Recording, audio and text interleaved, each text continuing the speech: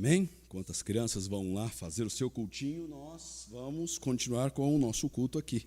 Elas darão continuidade ao culto delas lá e nós daremos ao nosso aqui. Abra sua Bíblia comigo, o Evangelho de Jesus Cristo que escreveu o apóstolo João.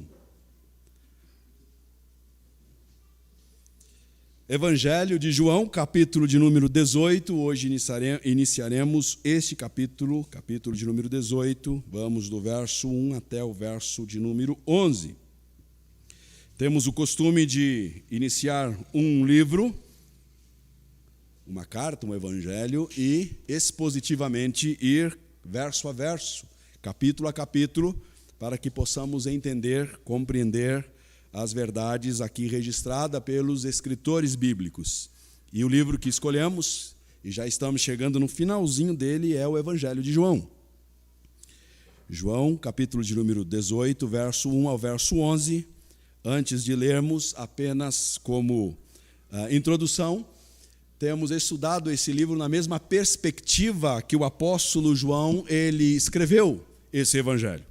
Qual é a perspectiva que o evangelista escreveu esse evangelho? Lá no capítulo de número 20, verso de número 30 e 31, João diz o seguinte: Jesus realizou muitos outros sinais miraculosos que não foram escritos neste livro. Todavia, todos que foram escritos para que vocês creiam que Jesus é o Cristo, o Filho do Deus vivo. E crendo nele, tenham vida em seu nome. João, ele tem algo em mente ao escrever esse evangelho. Ajudar você e eu a respondermos uma pergunta crucial a todos os discípulos de Cristo. Que pergunta é esta? A mesma pergunta que fora feita para os discípulos. Lá em Mateus, capítulo 16, você vai ver uma pergunta. Jesus pergunta primeiro aos discípulos: o que o povo pensa, está pensando de mim, falando de mim? E alguns discípulos dizem: olha, Jesus, alguns estão falando que o Senhor é um profeta, Elias, Moisés, entre outros. Aí Jesus direciona a pergunta mais intimamente aos seus apóstolos, aos seus discípulos, aos 12, e diz o seguinte: e vocês? Isso é o que o povo está falando sobre mim. Mas e vocês que têm caminhado comigo? E vocês que têm, por estes anos todos, com afinco, caminhado comigo, comido à mesa comigo, estando perto de mim, o que vocês pensam sobre mim? Pedro se levanta e Pedro, guiado pelo Espírito Santo e capacitado por este mesmo Espírito, ele responde: tu és o Cristo, o Filho do Deus vivo. Que você nesta noite também seja guiado, que você nesta noite também seja capacitado pelo mesmo Espírito a responder: Ele é o Cristo, o Filho do Deus vivo. Amém? Tendo isso em mente, então leiamos capítulo 18, verso de número 1 até o verso de número 11. Palavra de Deus ao seu e ao meu coração hoje à noite diz assim: tendo terminado de orar, Jesus saiu com os seus discípulos e atravessou o vale do Cedron. Do outro lado havia um olival, onde entrou com eles. Ora, Judas, o traidor, conhecia aquele lugar, porque Jesus muitas vezes se reunira ali com os seus discípulos. Então Judas foi para o olival, levando consigo um destacamento de soldados e alguns guardas, enviados pelos chefes dos sacerdotes e fariseus, levando tochas, lanternas e armas. Jesus, sabendo de tudo o que lhe ia acontecer, saiu e lhes perguntou: a quem vocês estão procurando? A Jesus de Nazaré, responderam eles. Sou eu, disse Jesus. E Judas, o traidor, estava com eles. Quando Jesus disse: sou eu, eles recuaram e caíram por terra. Novamente lhes perguntou: a quem vocês procuram? E eles disseram: a Jesus de Nazaré. Respondeu Jesus: já lhes disse que sou eu. Se vocês estão me procurando, deixem ir embora estes homens. Isso aconteceu para que se cumprisse as palavras que ele dissera: não perdi nenhum dos que me deste. Simão, Pedro, que trazia uma espada, tirou-a e feriu o servo do sumo sacerdote, decepando-lhe a orelha direita. O nome daquele servo era Malco. Jesus, porém, ordenou a Pedro: guarde a espada. Acaso não havereis de beber o cálice que o Pai me deu? Curve a tua fronte e oremos. Como somos gratos, ó Deus, por estes registros do teu apóstolo, teu servo João. Obrigado por nos fazer conhecer a verdade do que aconteceu ali naquela última noite. Aquela última noite, após Jesus ter orado pelos seus e por nós. João registra este episódio. Obrigado, Pai, porque este episódio nos enche de alegria, em saber que o nosso Senhor Jesus, Ele nos amou até o fim. Obrigado, Pai, e pedimos que nesta noite o Senhor venha aplicar sobre as nossas vidas esta tua verdade. Portanto, Espírito Santo, traz luz à nossa mente, sonda os nossos corações e veja em nós tudo aquilo que precisa ser mudado, e por intermédio desta tua palavra, que estas mudanças o Senhor realize em nós. Acrescente em nossas vidas tudo o que precisa ser acrescido e arranque de nós tudo o que precisa ser arrancado, para que através da tua ação, mediante a tua palavra, o Senhor nos transforme dia após dia mais parecidos com Cristo Jesus. Pois sendo assim o Pai é glorificado. Pois sendo assim o teu nome, ó Cristo, é evidenciado e também glorificado. Então pedimos no nome precioso de Cristo Jesus, pedimos encarecidamente ao Senhor, Pai, e desde já agradecemos. Amém. Hoje eu vou pegar um pouquinho mais leve, porque minha voz já foi. Estou um pouquinho rouco. Semana passada nós concluímos o capítulo de número 17. O Samuel, ele concluiu os últimos versos do capítulo 17, e nós aprendemos coisas valiosíssimas ali, porque é um capítulo inteiro aonde Jesus, ele ora. Jesus ora por si primeiro, depois pelos seus discípulos, apóstolos que ali estavam, e ele se lembrou, pasme, de você e de mim na sua oração. Como vimos, que privilégio é podermos participar de um momento de oração com os nossos irmãos. Como é bom quando você ouve alguém falar: estou orando por você, ou como é bom você, no momento de oração, ouvir o seu nome ser citado. Senhor, abençoa o José, abençoa a Maria, abençoa o Fernando, abençoa o Luciano, abençoa o Sidney, abençoa, e você se sente acolhido. Agora pense no privilégio de ouvir, participar da oração de Deus com Deus. É isso que aconteceu ali naquela última noite no cenáculo. Jesus, reunido com seus discípulos, ora ao Pai. O Deus Filho conversando com Deus Pai. Frisei bastante que se existe uma oração que o Pai ouviu, foi essa oração de Cristo. A minha oração, talvez você possa duvidar: será que Deus ouviu a oração do pastor? Será que Deus ouviu a oração do meu irmão por mim? Mas essa oração do capítulo 17 não tem dúvida alguma. O Pai ouviu e o Pai está respondendo diariamente. Essa é a nossa realidade, porque somos protegidos por Ele, somos guardados por Ele, pois foi essa a tônica da oração de Cristo no capítulo de número 17. Pai, guarda-os em teu nome, estes que o Senhor me deu, protege-os do maligno, livra-os. É isso o teor da oração do capítulo de número 17. E o capítulo 18, então, inicia-se. Hoje pela manhã, reunido aqui depois da escola bíblica, Tiago, Samuel e eu passamos a conversar de um assunto que nós gostamos muito: super-heróis. Quem é que não gosta, né? A Marvel está ganhando muito dinheiro com isso, lançando filmes após filmes de super-heróis. Eu lembro-me, quando era pequeno, a minha mãe, feirante como era, e ela sempre ia para o Brás buscar roupas. Sempre ia lá para trazer as roupas para vender. E eu gostava quando ela me convidava, vamos comigo hoje, Branco, meu apelido é Branco, vamos comigo hoje, Branco. Você vai comigo hoje para São Paulo, para o Brás, e você vai ajudar a mãe a segurar as sacolas. Eu falei, ok, uau, vamos embora. E eu tinha um motivo porque gostava de ir. Primeiro é porque a gente sempre parava em uma lanchonete ali no Brás e comia um pastel daqueles deliciosos. Mas a segunda razão é que sempre, quando íamos para a rodoviária antiga, não a nova, a antiga, nós íamos ali e eu lembro que era cheia de bancas de jornais ali em volta da rodoviária, e a minha mãe falava assim, olha, como nós vamos de ônibus, você está começando a ler, então escolhe o que você quiser para comprar, revista para comprar. Os olhos brilhavam quando eu olhava para a banca e aquelas revistinhas em quadrinhos dos heróis. Era mais caro. De vez em quando a minha mãe ganhava, né, na argumentação. Escolhe do Tio Patinhas, escolhe do Pato Donald. É mais barato, filho. Mas a minha vontade era comprar sempre as revistinhas dos super-heróis. Marvel, entre outros.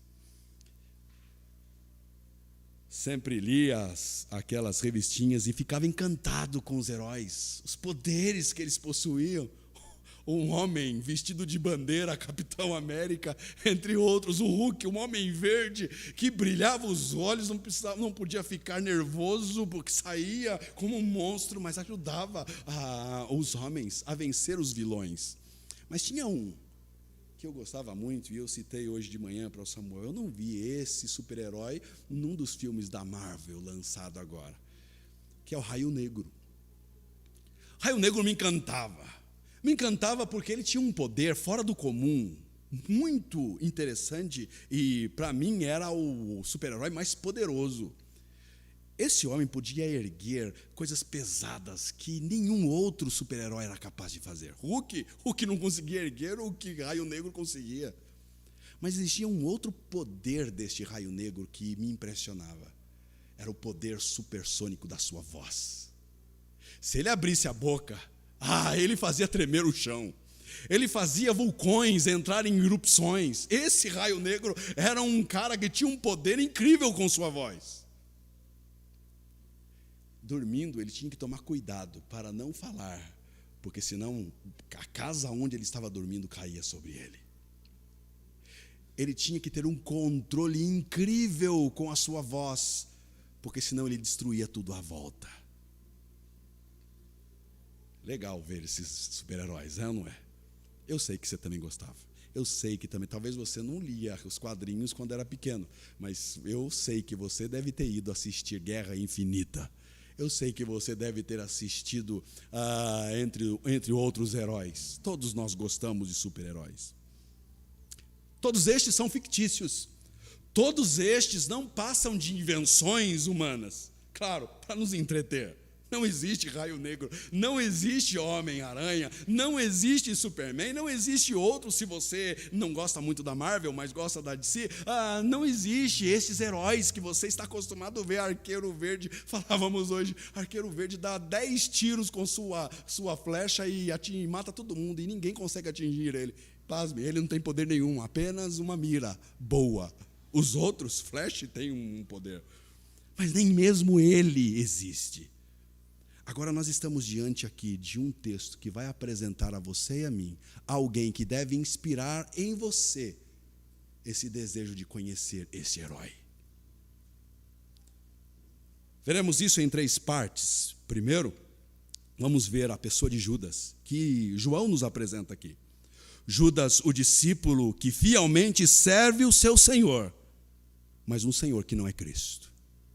Judas, que serve fielmente o seu Senhor, mas um Senhor que não é Cristo. Vimos já várias vezes a figura de Judas. João aqui, ele começa registrando e ele fala aqui, verso 2, Judas, o traidor, conhecia o lugar. Judas está participando daquele momento.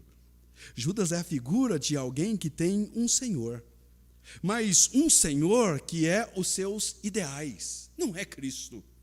Ele foi escolhido por Cristo, ele caminhou com Jesus, Ele andou no decorrer de 3 anos com Jesus, viu os milagres que você e eu desejaríamos ver com os nossos olhos. Ele viu, ele presenciou, mas ele estava mais preocupado em satisfazer os seus ideais do que servir a Cristo. Vimos como Jesus, ele lidou lá no capítulo de número 13 e 14 com esse Judas. Como Jesus lidou com o coração de Judas na última ceia. Vimos que Jesus convidou Judas a ficar no lugar de honra, um lugar que era de uma pessoa que queria ser, que o anfitrião queria honrar. Ou seja, Jesus colocou Judas do seu lado esquerdo, pertinho dele. Os demais, distante, João estava do outro lado, mas o lugar de honra era o lado esquerdo de Jesus, e Jesus coloca Judas ali. Jesus trata Judas, quer tratar o coração dele. Mas Judas continua sendo servo, porém não servo de Cristo, mas sim servo dos seus ideais. Bem, se Deus não destronar ídolos dos nossos corações, você e eu, nós nos manteremos servindo a estes ídolos. É isso que aconteceu com Judas.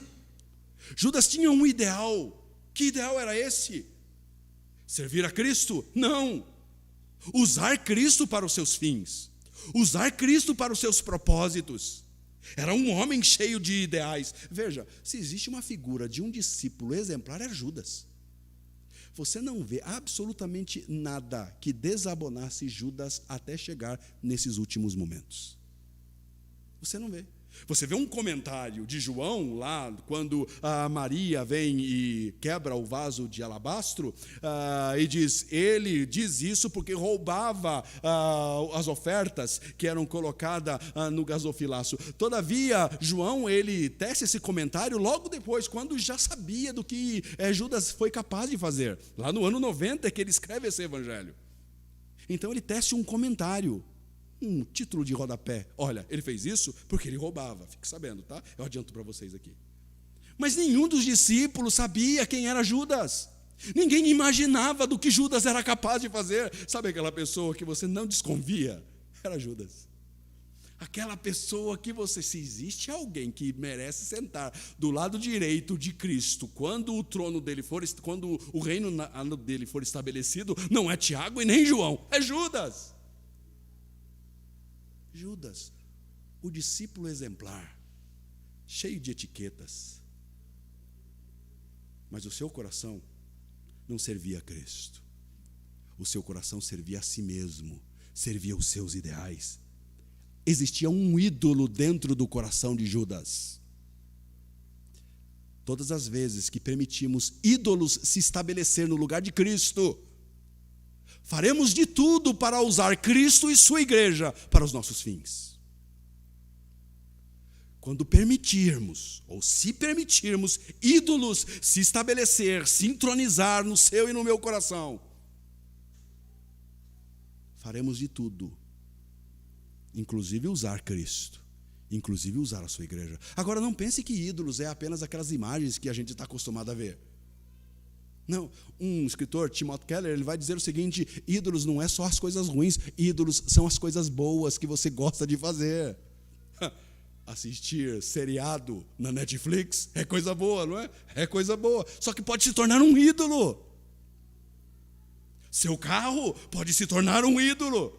Seu trabalho pode se tornar um ídolo, seu status pode se tornar um ídolo, sua esposa pode se tornar um ídolo, seu esposo pode se tornar um ídolo, seus filhos podem se tornar um ídolo. É por isso que Jesus disse, olha, se vocês não me amar mais do que pai e mãe, mais do que a sua própria vida, vocês não podem ser, vocês não são dignos de mim. Jesus não está dizendo que você tem que rebaixar o seu amor pela sua mãe. Jesus não está dizendo que você tem que diminuir o amor pelos seus irmãos. Jesus não está dizendo que você deve ficar contente ou menos contente com o seu trabalho. Não, não é isso que ele está dizendo. Jesus está dizendo, você precisa me amar muito mais do que tudo isso junto. Porque senão tudo isso tem uma tendência, o seu coração é tendencioso em assumir, contratar ídolos. E ídolos são péssimos senhores, porque ídolos escravizam.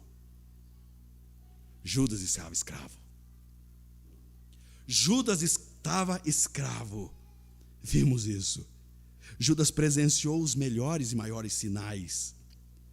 Pasmem, Judas participou, sabe, daquela turnê que Deus enviou os seus discípulos para fazer lá a pregação do evangelho, ir de aldeia em aldeia. Judas estava junto. Sabe aquela experiência que os discípulos tiveram de orar por enfermos? Adivinha, Judas estava lá. Sabe aquela experiência de orar por pessoas endemoniadas e os demônios serem expelidos? Adivinha quem estava junto? Judas. Judas. A grande pergunta que fica é: como Judas pôde fazer isso? A única resposta é que Judas continuava servindo o mesmo Senhor de antes, seus próprios ideais. Talvez os ideais de Judas fossem o seu patriotismo. Vivemos isso hoje. Patriotas. Patriotismo acima de tudo. Talvez Judas era assim. Ou então, ganho de dinheiro, ganância. Ou talvez fama e reconhecimento seriam os ídolos que escravizavam Judas. Veja, aqui é um alerta ao seu e ao meu coração hoje à noite. Muitos Judas continuam sentados à mesa com Cristo, servindo apenas os seus ideais e não a Cristo. Há um alerta ao seu e ao meu coração aqui para avaliarmos: será que de fato eu estou hoje participando deste momento, mas como alguém que de fato tem Cristo como Senhor? Ou eu estou tentando de alguma forma usar este Cristo para os meus fins? Estes estão dispostos a trair Cristo, estão dispostos a negar a mensagem de Cristo, inclusive escandalizar a igreja. Veja se não foi um escândalo para a igreja reunida ali. Os 11 acabaram de participar de um momento de oração com Cristo e agora estão indo para este jardim chamado Getsêmani, e eles ali reunidos, daqui a pouco eles veem quem? Judas. E Judas está vindo acompanhado com os soldados romanos e soldados do templo. Judas se revela. Judas se mostra quem é.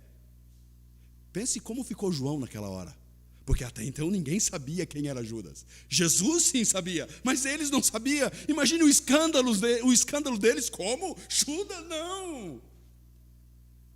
Podia ser um Pedro, a gente até podia entender.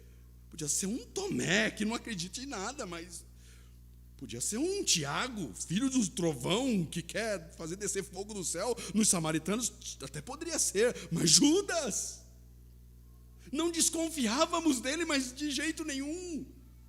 Veja, não apenas trai Cristo, não apenas nega as palavras de Cristo, mas também causa escândalo. Causa um escândalo no meio do corpo de Cristo. É isso que Judas fez. Eles mudam apenas de religião, mas não mudam de mestre. Aproximam-se de Cristo, todavia continuam servindo seus ídolos. Se encantam com o poder, mas rejeitam ser transformados por este poder. Deixa eu ser sincero um pouco mais a você. Aqui está Judas, fortalecido pela pregação. Se fosse hoje, Judas fortalecido pela pregação coach. Certamente Judas iria acatar as orientações dos coaches, dizendo: seja a melhor versão de você mesmo. E aí Judas, uau! Aqui Judas, naquele jardim, está sendo a melhor versão de si mesmo. Até então ele estava resguardado, até então ele estava ali na miúda, ele estava meio que na imparcialidade, mas agora não, ele revela ser quem é. Judas o traidor, a melhor versão de si mesmo, ele revela. Disposto a trair Jesus em nome do seu patriotismo. disposto em trair Jesus em favor do seu egoísmo, em favor da sua ganância, em favor da sua ideologia, em favor dos seus ídolos, Senhor e Mestre. Esse é Judas. João, ele registra que Judas conhecia o lugar. Ora, Judas, o traidor, conhecia aquele lugar. Judas presencia mais um ato aqui, né? Ele sabia que aquele lugar era o lugar que Jesus costumeiramente ia com seus discípulos. Então ele pega os soldados romanos e ele pega também os soldados do templo. Eu sei onde ele está. Eu já fui com ele lá. Eu já participei de momentos com ele nesse jardim. Eu já tive experiência com ele lá naquele jardim. Eu já fui lá. E eu sei onde ele está. Veja. Mas quando Judas chega naquele lugar, Judas presencia mais um ato poderoso de Cristo. Quando Jesus se identifica, veja o ato poderoso. Jesus diz, sou eu, e nós vamos ver um pouquinho mais à frente. Ele vê todos os soldados caírem ao chão, simplesmente porque o seu mestre Jesus disse, sou eu. Ele presenciou, mas mesmo presenciando este ato poderoso, ele não volta atrás. Ele está caminhando direto para concluir o seu plano. Judas não ama Cristo. Judas não ama a igreja. Só se aproveita de ambos para o seu próprio benefício. Esse é Judas. Por isso que João registrou, verso 2, ora Judas, o traidor, conhecia aquele lugar, porque Jesus muitas vezes se reunira ali com os seus discípulos. Verso 3, então Judas foi para o olival, levando consigo um destacamento de soldados e alguns guardas enviados pelos chefes dos sacerdotes e fariseus, levando tochas, lanternas e armas. Não apenas isso, mas quando Jesus responde lá no verso 5, a Jesus de Nazaré, quando Jesus pergunta, quem vocês procuram? E eles respondem, a Jesus de Nazaré, responderam ele. João deixa bem claro, e Judas o traidor estava com eles. Judas estava com eles. Vamos deixar Judas de lado um pouquinho e vamos olhar para Cristo. Quem é o Cristo aqui que João apresenta a nós? Quem é esse Jesus que João apresenta a nós? Um Jesus que não apenas ora, como também age, demonstrando o amor em oração e ação.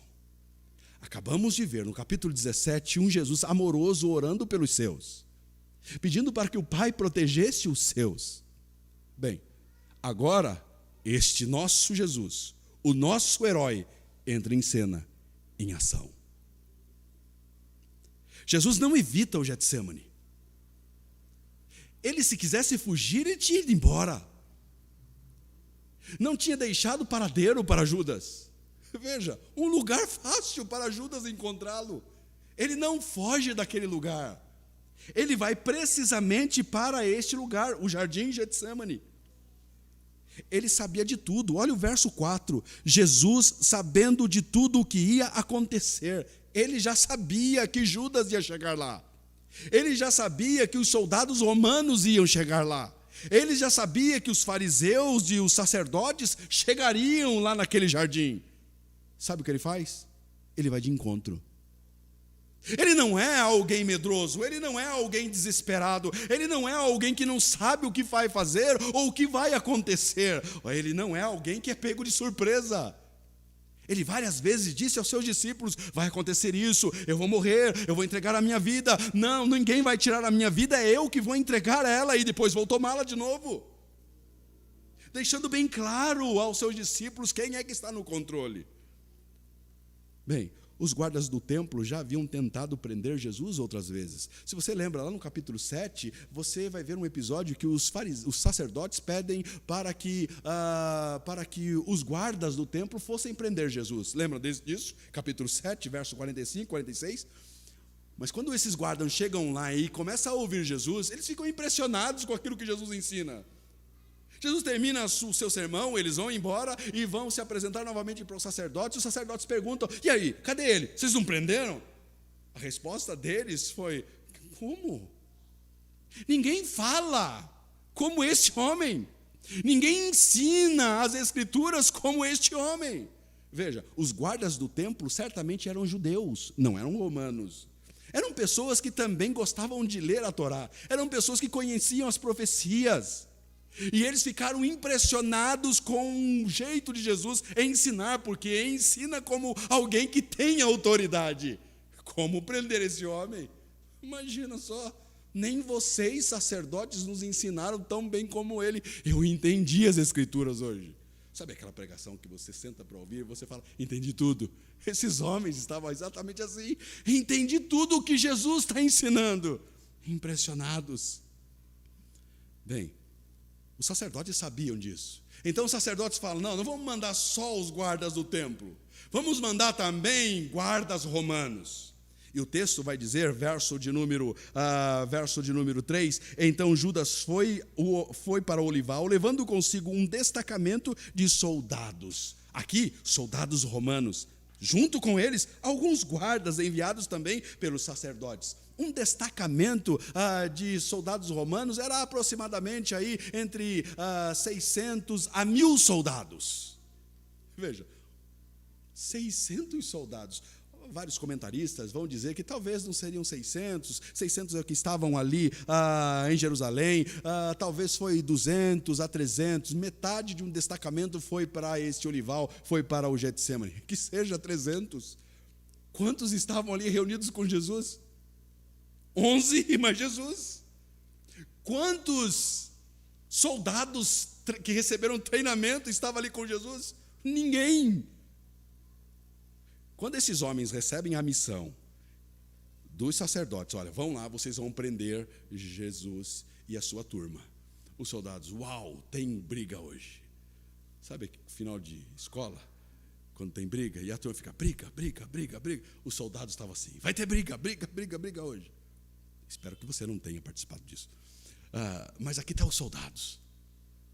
Os soldados estão aqui com sangue nos olhos, querendo briga. E quando recebe uma missão, diz: que império que nós vamos hoje contra? Os soldados: olha, é um que se diz rei. Uau, é um reinado então que nós vamos conquistar. Romanos, nós vamos. Qual o nome dele? É Jesus de Nazaré. Uau, quantos tem lá no exército deles? Apenas 11. 11 mil? Não, apenas 11. O quê? 11? Vai ser fácil demais. Isso é ridículo. Mas deve ser soldados de grande porte, deve ser soldados treinados, então, pelos gregos e entre outros. Então nós vamos contra estes homens. Poxa vida, então nós temos que colocar na linha de frente os melhores, porque são os melhores 11 que eles possuem. É isso? Não é bem assim a história. A história é que são 11, mas são 11 pescadores. Não, você está de brincadeira. Você está escolhendo 300, que seja 300, vamos jogar baixo, que seja 300 soldados bem treinados, sanguinários. E para prender um que se diz rei, e os seus defensores são pescadores. São 10 pescadores e um é funcionário público. Não, aí é brincadeira demais. Espera aí, funcionário público, não. Aí vocês estão me rebaixando. É essa cena. Para os soldados, essa missão é a mais ridícula, sendo eles guerreiros romanos, indo atrás de pescadores, caçando pescadores e um funcionário público. Quando eles chegam, e eles dizem: vai ser fácil demais, vai ser muito fácil demais. Jesus se identifica e usa a mesma palavra que vem usando no decorrer desse evangelho, a palavra ego eimi. Sabe o que significa essa palavra? Eu sou o que sou. É a mesma palavra que o próprio Deus usou lá em Êxodo, capítulo 3, verso 14. Deus, tá bom. Moisés falando com Deus: tá bom, o senhor está pedindo para eu ir lá libertar o povo? Ok. Eles vão perguntar: que Deus? O que eu falo para eles? Aí Deus fala: fala para eles que o grande eu sou está enviando você. É a mesma palavra aqui. Jesus está dizendo o eu, o grande eu sou. Eu sou o que sou. Jesus se identifica usando essa mesma palavra. O texto diz que os soldados recuaram e caíram. Olha o texto, verso de número 5. Verso 4. Jesus, sabendo de tudo que lhe ia acontecer, lhes perguntou: a quem vocês estão procurando? A Jesus de Nazaré. Responderam eles: sou eu, disse Jesus. Quando Jesus disse, sou eu, eles recuaram e caíram por terra. Veja, a missão ridícula, que mais tarde se revelou como a missão mais ousada e ao mesmo tempo ridícula das ridículas de todas as histórias da humanidade, é o que está acontecendo aqui. Sim, uma missão ousada, porque veja se não é ousado. Alguém está se dizendo que é Deus. Alguém está pregando e ensinando o pessoal que é o Criador de todas as coisas. Veja, se você fosse um soldado e ouvisse isso, olha, vai ter um Deus para você enfrentar, o que você faria? Ou ele é louco, como diz C.S. Lewis, ou então, de fato, ele é de fato o que diz ser. Dependendo das pesquisas, eles iam concluir, é Deus mesmo, porque quem é que faz o morto ressuscitar? Quem é que consegue andar sobre as águas? Quem é que consegue fazer a multiplicação de pães? Quem é que consegue fazer a transformação de água em vinho? Quem é que faz essas coisas? Então só pode ser Deus. Eu estou fora dessa missão. Não, ousados, porque eles estão indo lá para prender Deus. Vê se isso é cabível. Alguém prender Deus. Ousada por se tratar nada menos do que Deus. Uma coisa é Roma enfrentar outro império com homens bem treinados. Mas outra bem diferente é enfrentar aquele que os mantém vivos e respirando.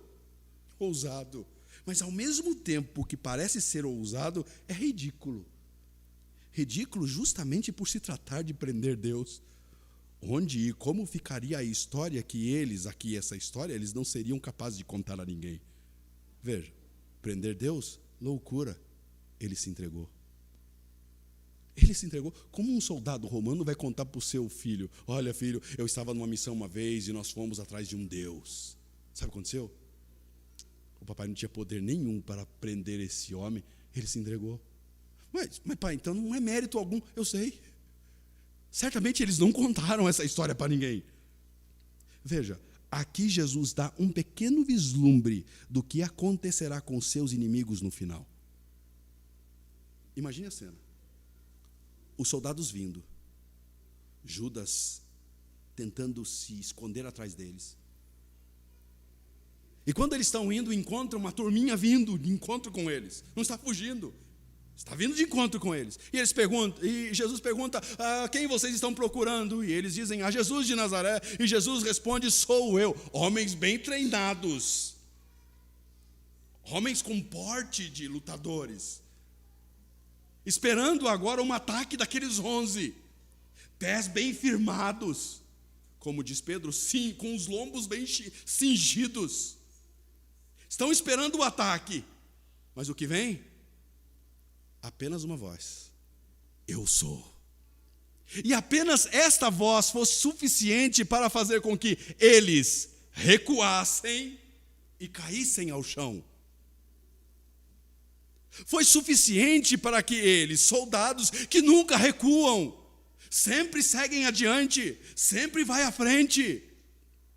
Foi suficiente apenas um eu sou para que eles recuassem e caíssem ao chão. Jesus aqui dá um vislumbre daquilo que vai acontecer com seus inimigos. Eles caem prostrados diante de Cristo Jesus. Veja se não é isso que vai acontecer quando Cristo voltar. Veja se não é isso que irá acontecer com todos os povos de línguas e nações. Veja se não é isso que vai acontecer quando todos se prostrarem diante do Senhor e Criador do universo e reconhecer que Ele é o único Deus, o verdadeiro Deus e Senhor de todos. Veja se não é este, aqueles a quem toda língua irá confessar que Ele é Senhor. Jesus dá um vislumbre aqui do que vai acontecer. Todos se prostrarão diante dele. Com o sopro de sua boca, ele vai destruir o anticristo e companhia. É isso que Apocalipse diz. Mas veja, aqui Jesus, ele está revelando aquilo que vai acontecer, e João está minuciosamente registrando uma cena que deve impactar você e eu. Imagine a cena, uma cena ridícula mesmo.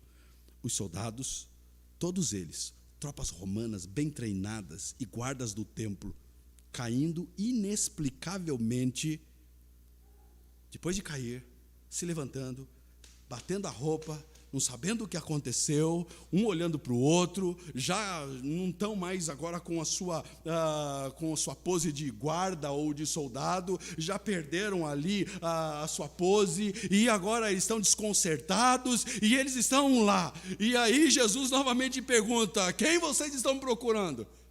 Se fosse eu, tinha ido embora.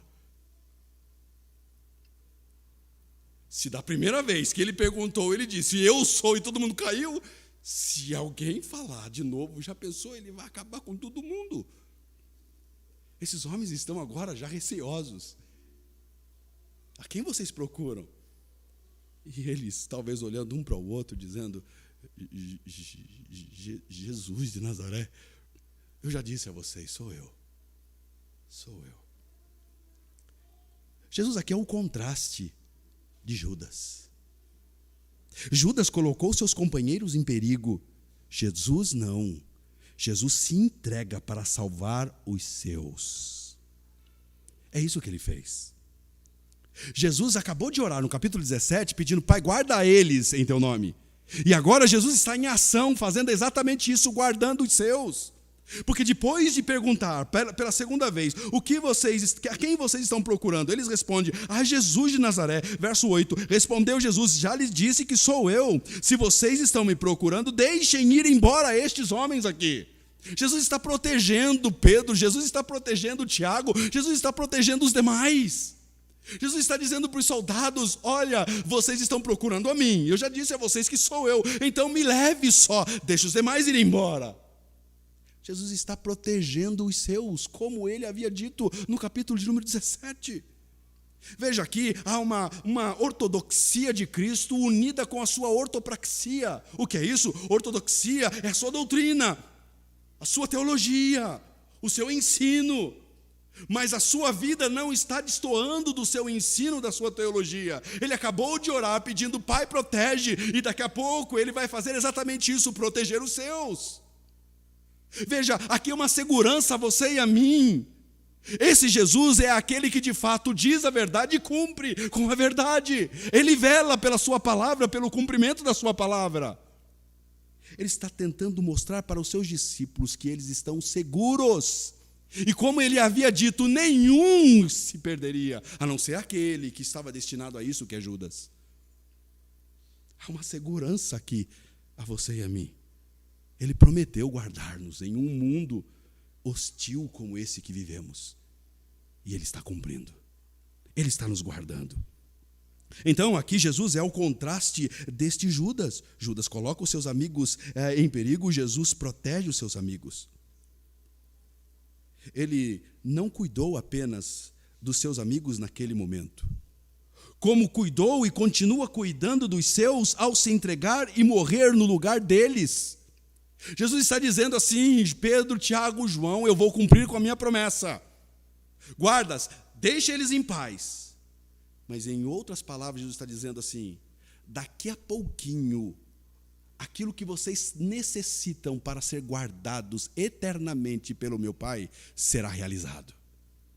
O pecado de vocês, que faz a separação entre vocês e o Pai, será removido, o véu será rasgado de alto a baixo, e vocês terão acesso ilimitado e restrito a este Pai. Então serão protegidos por todo sempre. Porque eu vou para a cruz. Porque eu serei preso agora. Serei julgado na calada da noite. Serei condenado. E daqui a pouco serei pendurado no madeiro. Mas tudo isso faz parte do plano.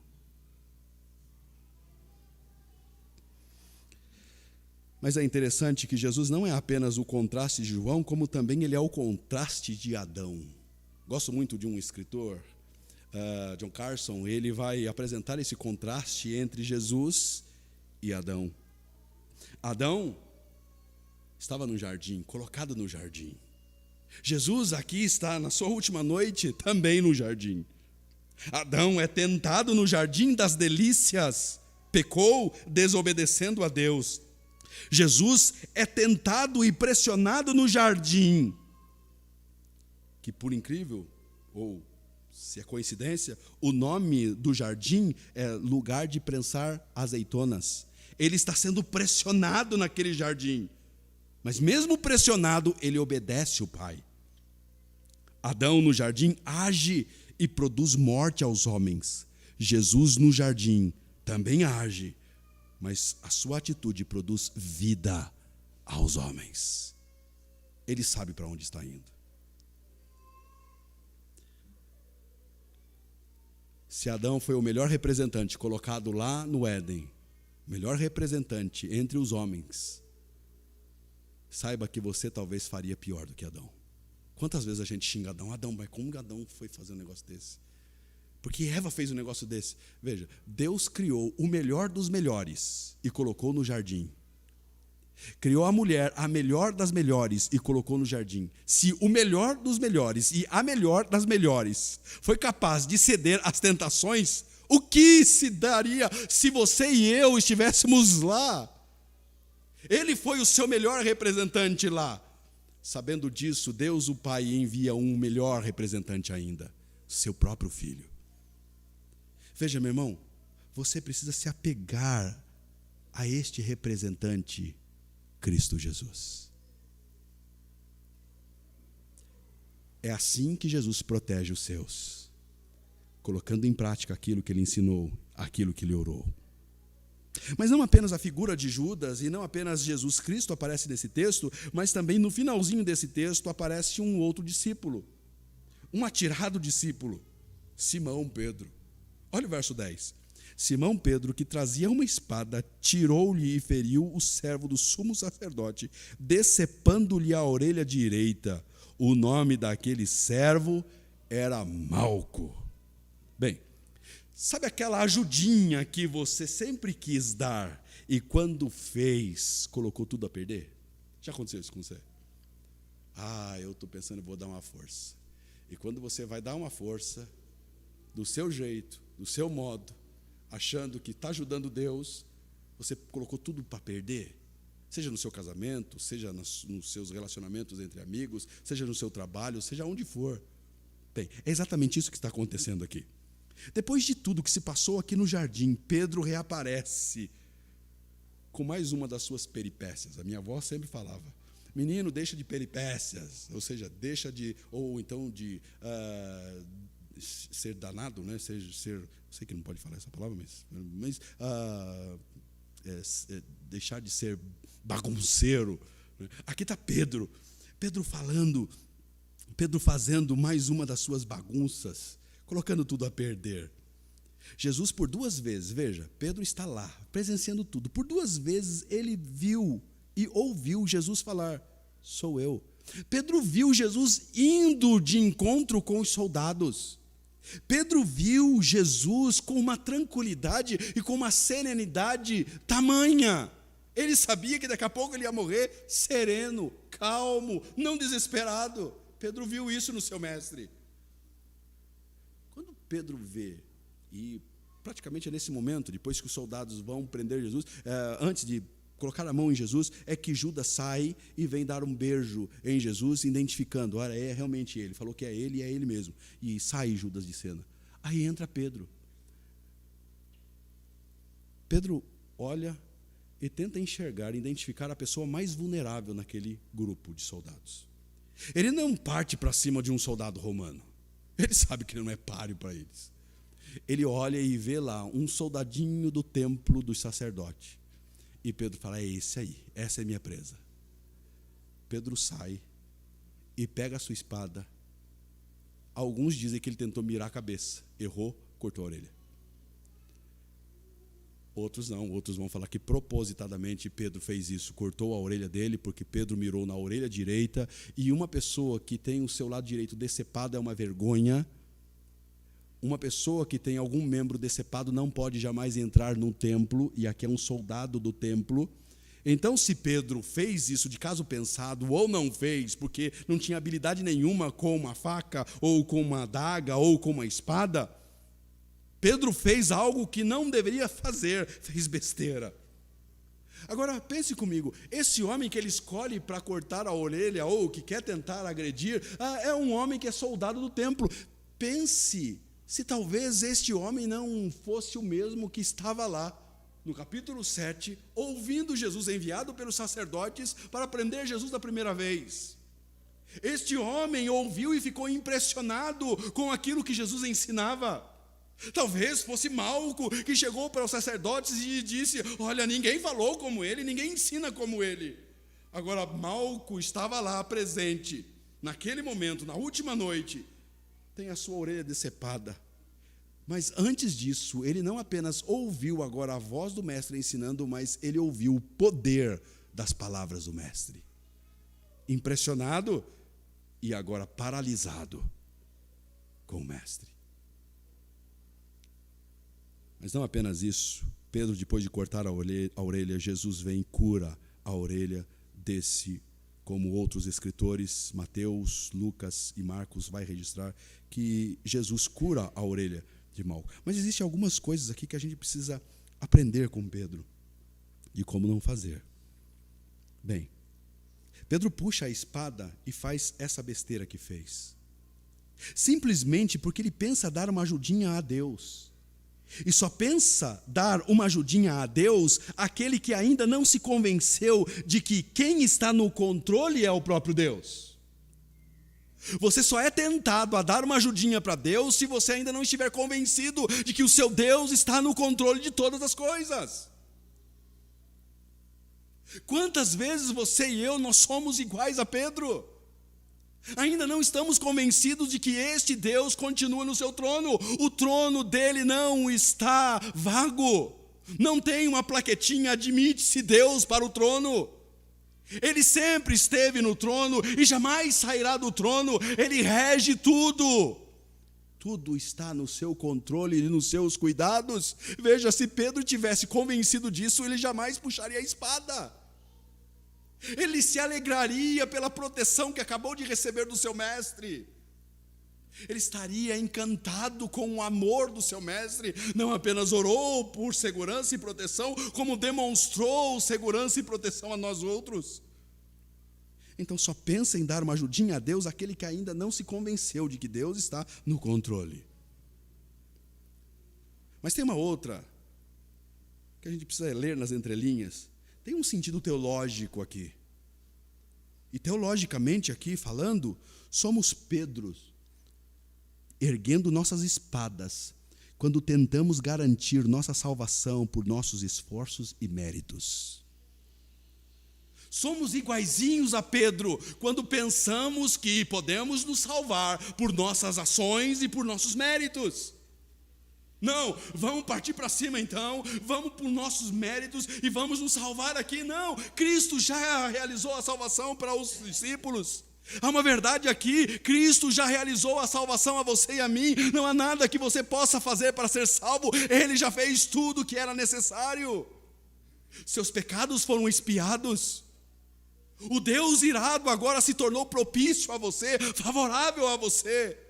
Mas não porque você é bonzinho, não porque você dá esmola aos pobres, não porque você não fala palavrão, não porque você não bebe, não fuma e não mata. Não, é porque Cristo morreu na cruz do Calvário e isso foi realizado de uma vez por todas. Isso deveria despertar no seu e no meu coração uma alegria e um contentamento em saber que você está seguro nas mãos dele.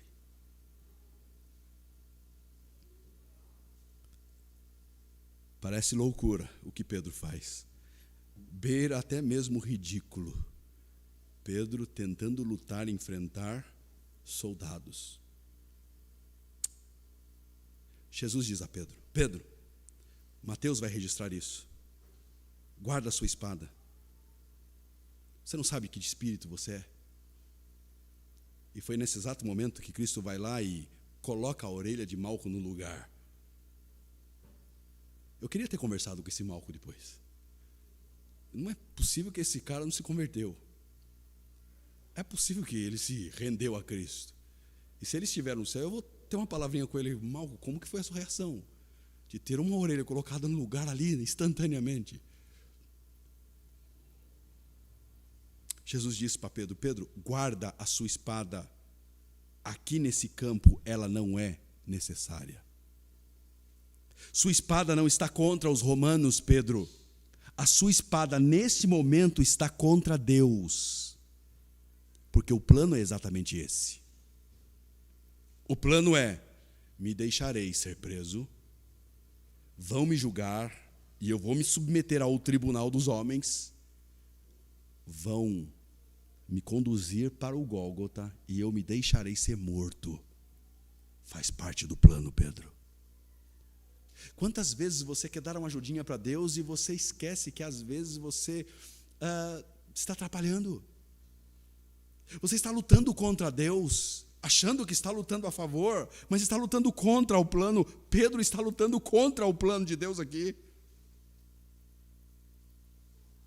Jesus está dizendo, em outras palavras, para Pedro: Pedro, há uma espada que você vai desembainhar, sim, mas não é essa, Pedro. Há uma espada que você vai manejar bem, através do meu espírito, Pedro. E essa espada que você vai erguer, guiado pelo meu espírito, vai não apenas atingir a orelha, mas vai atingir os ouvidos e os corações. Mas não vai matar, Pedro. Vai produzir vida, e vida eterna. É isso que Pedro precisa entender. E lá na frente ele acabou entendendo. Veja, mais do que saber que Deus tem o controle dos seus desafios diários, é você estar convencido do controle de Deus sobre tudo, inclusive sobre o seu amanhã. Sobre o seu amanhã. O que te preocupa hoje, meu irmão? O que te preocupa hoje, esta noite, minha irmã? Coloque aos pés do seu Senhor. Ele sabe muito bem o que fará. Ele não está planejando: olha, vou sentar agora na minha escrivania e vou desenhar ou vou escrever o que eu vou fazer amanhã. Não, já está no plano dele. Ele já sabe o que vai fazer por você e em você. Você precisa estar consciente disso, meu irmão. Você precisa estar convencido disso. Fique imaginando os discípulos, porque o texto vai dizer que eles fugiram. Imagine a preocupação deles. Agora, imagine se eles tivessem a consciência de que tudo aquilo estava nos planos de Deus. Não haveria preocupação, não haveria ansiedade, não haveria medo. Apenas paz. Alguém já disse que depressão é o excesso de passado na vida da pessoa. Preocupação é o excesso do presente na vida da pessoa. E a ansiedade é o excesso do futuro na vida de uma pessoa. Mas serenidade é o coração repleto de confiança e segurança de um Deus que está no controle.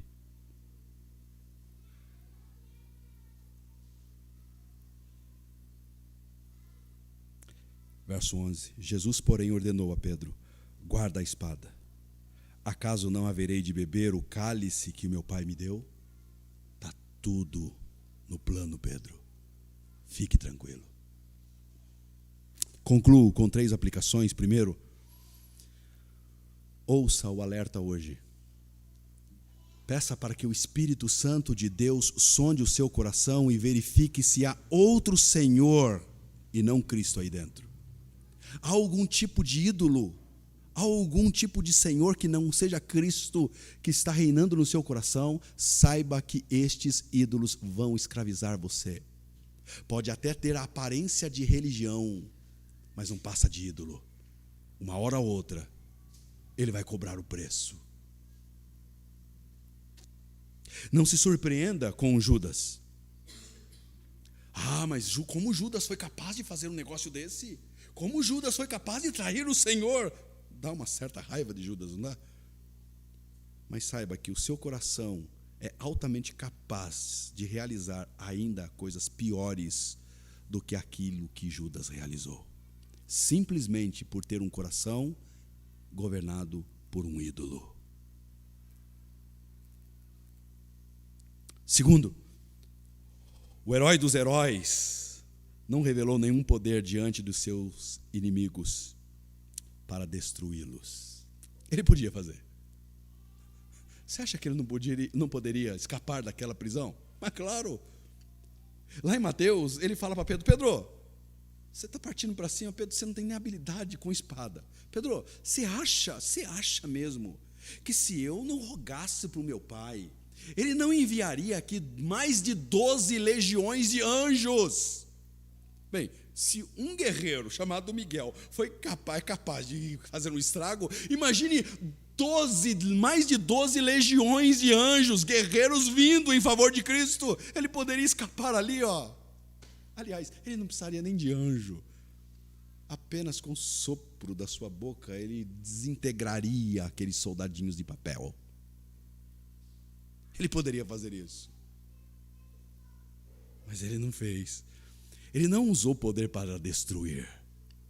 Ele usou o seu poder para abençoar aqueles que se renderiam a ele.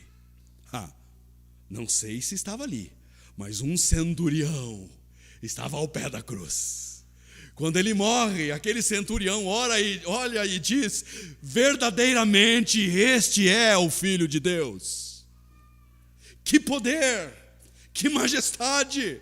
Sim, o raio negro poderia estar ali e com um sopro da sua boca, ou com o poder da sua boca, poder desintegrar os seus inimigos. Mas não é raio negro, não é uma ficção que estava ali. Era o próprio Cristo, o próprio Deus, que se fez carne e habitou entre nós. Estava diante dos soldadinhos de papel. E sabe o que ele fez? Usou de sua misericórdia com eles. A mesma misericórdia que ele usou com você e comigo, e que continua usando com homens e mulheres que se rendem e se arrependem a Ele.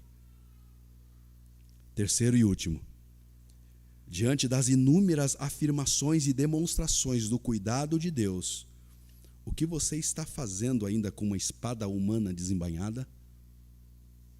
O que você está fazendo com espada desembainhada? Espada, recursos meramente humanos.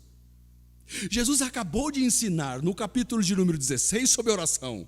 Jesus acabou de dar o exemplo no capítulo 17 orando. O que você tem feito diante dos seus desafios diários, meu irmão e minha irmã? Você tem usado os recursos humanos para lutar contra espíritos e potestades infernais? Você tem usado armamentos humanos? Você tem recursos superiores em Cristo, Ele deixou isso a você. A oração é uma delas. Você tem acesso ilimitado ao Pai, então você pode colocar diante dEle tudo o que te preocupa. Ensinando lá em Filipenses, olha, que vocês possam apresentar diante de Deus tudo, e por meio da oração, que os seus pedidos sejam levados a Deus, todos eles. Há uma doença que está te preocupando, leve em oração. Desemprego que está te preocupando, leve em oração. Perseguição que está te preocupando, leve em oração. Desestabilidade econômica nacional que está te preocupando, leve em oração, meu irmão. Problemas internos na alma, leve em oração. Não lute com suas forças. Não lute com suas espadas naturais. Busque a Deus. Oração é um meio.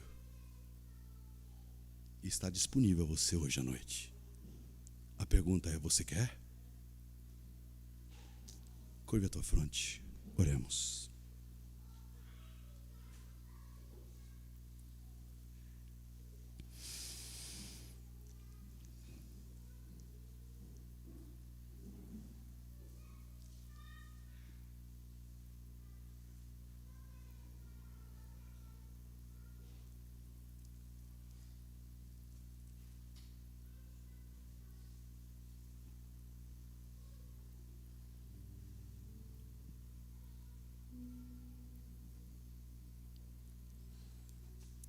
Bondoso Deus,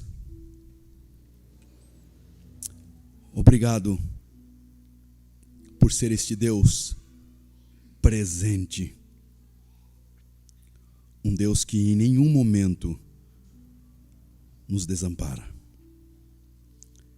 Mesmo nos nossos piores momentos, nas mais acirradas lutas, os maiores enfrentamentos, podemos não ver, mas as tuas mãos continuam sobre nós. Primeiramente, queremos pedir-lhe perdão por pensar que o Senhor se esqueceu de nós.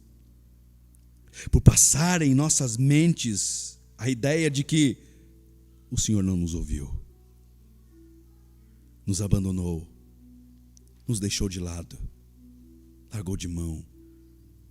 Perdoe-nos por pensar assim. Obrigado por usar a tua palavra para nos convencer de que a verdade é: o Senhor continua sendo o Emanuel, o Deus conosco.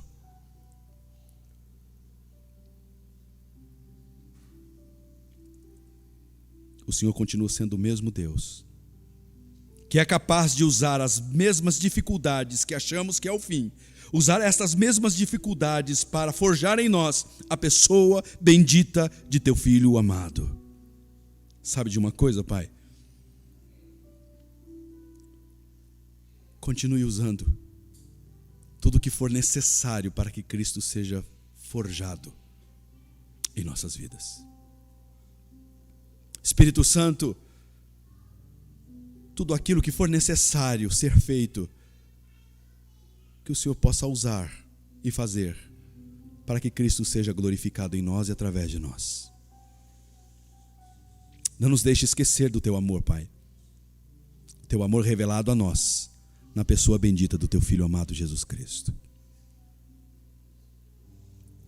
E por nenhum minuto sequer, não nos deixe duvidar de que a oração do teu Filho foi ouvida por ti e está sendo respondida diariamente pelo Senhor. Sim, o Senhor continua cuidando da tua igreja. O Senhor continua velando pela tua igreja. O Senhor continua sendo o nosso guarda, o guarda de Israel. Obrigado, Pai. Leve-nos em paz para os nossos lares. E que possamos amanhã, em meio aos nossos enfrentamentos de segunda, terça, quarta, quinta e sexta, que possamos descansar na certeza de que o Senhor continua no mesmo lugar que sempre esteve, no teu trono, reinando, dirigindo, cuidando, preservando tudo e todos, para que no final a glória continue sendo a tua. No nome de Cristo oramos, agradecidos ao Senhor, Pai.